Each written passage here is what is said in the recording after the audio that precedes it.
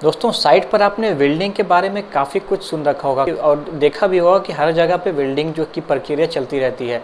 इस वीडियो में आपको बताने वाला हूं कि वेल्डिंग क्या होता है, इसके कितने प्रकार होते हैं और साथ साथ इसके जो हज़ार्ड्स होते हैं और उसके प्रिकॉशंस क्या क्या आपको लेने चाहिए, इसके बारे में इस वीडियो में आपकी पूरी जानकारी बताने वाला हूँ। तो देर ना करते हैं, वीडियो शुरू करते हैं। मैं हूँ सैयद अरशद नदीम। सेफ्टी जानकारी चैनल को सब्सक्राइब जरूर कर लीजिएगा अगर नहीं किया है तो। सबसे पहले जो है वो समझना ज़रूरी है कि वेल्डिंग जो है वो होता क्या है। सीधे शब्दों में कहें तो वेल्डिंग जो है वो मेटल्स को आपस में मिलाने की एक प्रक्रिया है, ये एक प्रोसेस है। जैसे कि एक कारपेंटर लकड़ी को आपस में मिलाने के लिए कील या गोंद का उपयोग करता है ना, उसी तरह से वेल्डर जो है दो मेटल्स को आपस में जो है जोड़ने के लिए हाई करंट का उपयोग करते हैं, जिससे जो मेटल होता है वो गर्म होकर पिघल जाती है और आपस में जुड़ जाती है ठंडा होने के बाद। अब बात करते हैं कि वेल्डिंग के कितने प्रकार होते हैं। Stick welding, MiG welding, TIG welding, plasma arc welding और गैस वेल्डिंग। गैस वेल्डिंग में ऑक्सीजन और एसिटिलीन का उपयोग किया जाता है। ये थोड़ी सी पुरानी विधि है, लेकिन अभी भी साइट पर ये हर जगह यूज़ किया जाता है जहाँ पर इसका उपयोग करना पॉसिबल होता है। स्टिक वेल्डिंग में स्टिक इलेक्ट्रोड का उपयोग किया जाता है और इसके मशीन को उपयोग करना भी काफ़ी आसान होता है। इंडस्ट्री के कॉम्प्लेक्स धातु को जोड़ने के लिए टिग वेल्डिंग का उपयोग किया जाता है। आपने टिग वेल्डिंग के बारे में काफ़ी सुना होगा। इसमें वेल्डर के हाथ में टंगस्टन इलेक्ट्रोड के साथ एक टिग का टॉर्च होता है, जिससे आर्क और गर्मी निकलती है और दूसरे हाथ से रॉड को फीड किया जाता है। टिग वेल्डिंग को काफ़ी सटीक माना जाता है, इसीलिए इसे इंडस्ट्री में बहुत सारे जगह पर उपयोग करने के लिए प्राथमिकता दी जाती है। वेल्डिंग के टाइप्स को बताने के बाद अब मैं आपको बताता हूँ इसके मेन पॉइंट को कि वेल्डिंग के जो हज़ार्ड्स होते हैं वो क्या होते हैं। मैं आपको एक एक करके इसके जो मेन हज़ार्ड्स है वो बता रहा हूँ, साथ साथ इसके जो प्रिकॉशंस हो गए उसको भी बताना चलूँगा ताकि आपको इसके समझने में आसानी हो जाएगी। इसका जो सबसे पहला हज़ार्ड है वो है इलेक्ट्रिक शॉक, यानी कि बिजली के झटके का खतरा। वेल्डिंग करते समय खासकर स्टिक वेल्डिंग वगैरह में जो है वो इलेक्ट्रिक का जो इक्विपमेंट वो यूज़ होता है, वेल्डिंग मशीन यूज़ होता है और साथ साथ इसमें जो है वेल्डिंग मशीन के साथ डीजल जनरेटर का भी उपयोग किया जाता है।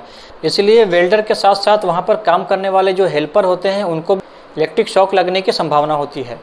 इंश्योर करें कि जहाँ पर वेल्डिंग किया जा रहा है वो एरिया जो है वो गीला ना हो। जो वेल्डिंग केबल्स है और जो स्टिक का जो वेल्डिंग केबल है वो भी जो है इंसुलेशन उसका डैमेज नहीं होना चाहिए, उसको जो है सही से इंस्पेक्ट करें।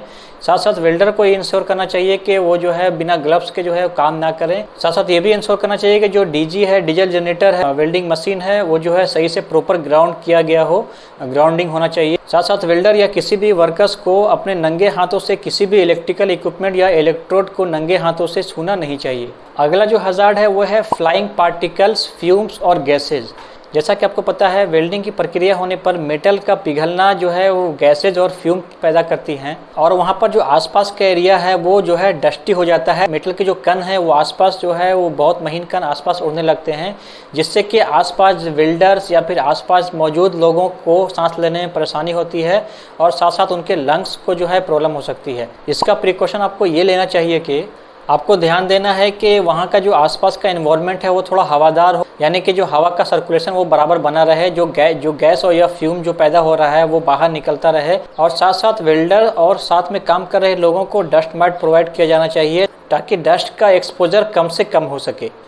अगला जो हज़ार्ड्स है वो है वेल्डिंग स्पार्क्स। जैसा कि आपको पता है वेल्डिंग होने पर स्पार्क तो पैदा होना ही है और इस स्पार्क के द्वारा आसपास आग लगने का खतरा पैदा होता है। सबसे पहले आपको ध्यान रखना है कि किसी भी वेल्डिंग यानी हॉट वर्क एक्टिविटी के लिए परमिट तो ज़रूरी है, ये उसमें प्रिकॉशन तो लिखा होता है, लेकिन मैं आपको स्पेसिफिक प्रिकॉशन बता रहा हूँ। वहाँ पर सबसे पहले आपको देखना है कि जहाँ पर वेल्डिंग जो है होने वाला हो या वेल्डिंग हो रहा हो उसके आसपास कोई ऐसा कंबस्टिबल मटेरियल अवेलेबल ना हो जिससे कि वहाँ पर चिंगारी पड़े और आग जो है धीरे धीरे आग लगने का खतरा हो। इस तरह का जो कंबस्टिबल मटेरियल अवेलेबल हो तो उसे जो है वहाँ से रिमूव कर देना चाहिए। अगर रिमूव करना पॉसिबल ना हो तो फायर ब्लैंकेट जो होता है उससे जो है अच्छी तरह ढक देना चाहिए। इसके अलावा जहाँ पर वेल्डिंग चल रही है वहाँ पर फायर वॉचर का होना ज़रूरी है। साथ में वहाँ पर फायर एक्सटिंग्विशर भी अवेलेबल होना चाहिए, जिससे कि आग लगने की स्थिति में वो उसे बुझा सकता है। साथ साथ आपको ये भी ध्यान देना है कि जो वेल्डर है वो उसने एप्रोन भी पहना हुआ है ताकि उसके कपड़ों में आग लग ना पाए, क्योंकि जो चिंगारी होती है वो डायरेक्ट जो है तो कहीं ना कहीं वेल्डर ही ज़्यादा एक्सपोज होता है उस चिंगारी से, इसलिए उसके पास एप्रोन जो है अवेलेबल होना चाहिए। वेल्डिंग प्रोसेस में जो अगला हज़ार्ड होता है वो होता है आर्क रेज। आर्क रेडिएशन से वेल्डर की आंखों और त्वचा को काफ़ी नुकसान पहुंच सकता है। इसके लिए सेफ्टी प्रिकॉशन ये होना चाहिए कि वेल्डर को वेल्डिंग करते समय वेल्डिंग शील्ड का जो है वो लगाना मैंडेटरी है, उसको लगाना ज़रूरी है ताकि उसकी आंखें और फेस जो है वो प्रोटेक्ट हो सके आर्क रेडिएशन से। और साथ साथ वेल्डर को एप्रॉन के साथ फायर रेजिस्टेंट क्लोथिंग भी पहनना ज़रूरी है ताकि उसकी त्वचा यानी स्किन की सेफ्टी हो सके। दोस्तों, वेल्डिंग के दौरान फायर एंड एक्सप्लोजन होने का खतरा काफ़ी ज़्यादा होता है। जैसा कि आपने देखा होगा, वेल्डिंग के दौरान काफ़ी गर्मी और चिंगारी जो है स्पार्क्स पैदा होता है। इससे क्या होता है कि आसपास जो है अगर कोई जलने वाली चीज़ होती है या जलने वाला गैस होता है या कोई गैस लीक होता है तो उससे जो है फायर यानी आग लगने का खतरा होता है। इसके प्रिकॉशन के लिए जैसे कि आसपास फ्लेमेबल जोन है तो उस जहाँ पर वेल्डिंग किया जा रहा है उस एरिया को फायर ब्लैंकेट के द्वारा कवर कर देना चाहिए ताकि कोई भी चिंगारी या स्पार्क्स बाहर निकलकर आग ना फैला पाए। साथ साथ फायर वॉच और फायर एक्सटिंग्विशर को वहाँ पर अवेलेबल होना ज़रूरी है। साथ साथ इमरजेंसी सर्विसेज की भी सुविधा होनी चाहिए ताकि किसी प्रकार की अनहोनी होने पर तुरंत इमरजेंसी सर्विस को कॉल किया जा सके। तो दोस्तों, आज का आपको ये वीडियो कैसा लगा, जिससे मैंने आपको वेल्डिंग के बारे में, इसके टाइप्स के बारे में, हजार्ड्स के बारे और प्रिकॉशन के बारे में पूरी जानकारी इसमें बता दी है, जिससे आप साइट पर इंस्पेक्शन के दौरान यूज़ कर सकते हैं। दोस्तों, आज के वीडियो में बस इतना ही। आपको कोई डाउट है, कोई कमेंट है तो आप मुझे कमेंट बॉक्स में बता सकते हैं। और अगर चैनल सब्सक्राइब आपने अब तक नहीं किया है तो सब्सक्राइब ज़रूर, यार बार हिचकी आ रही, सब्सक्राइब ज़रूर कर लीजिएगा ताकि मेरी आने वाली वीडियो का आपको नोटिफिकेशन मिल सके।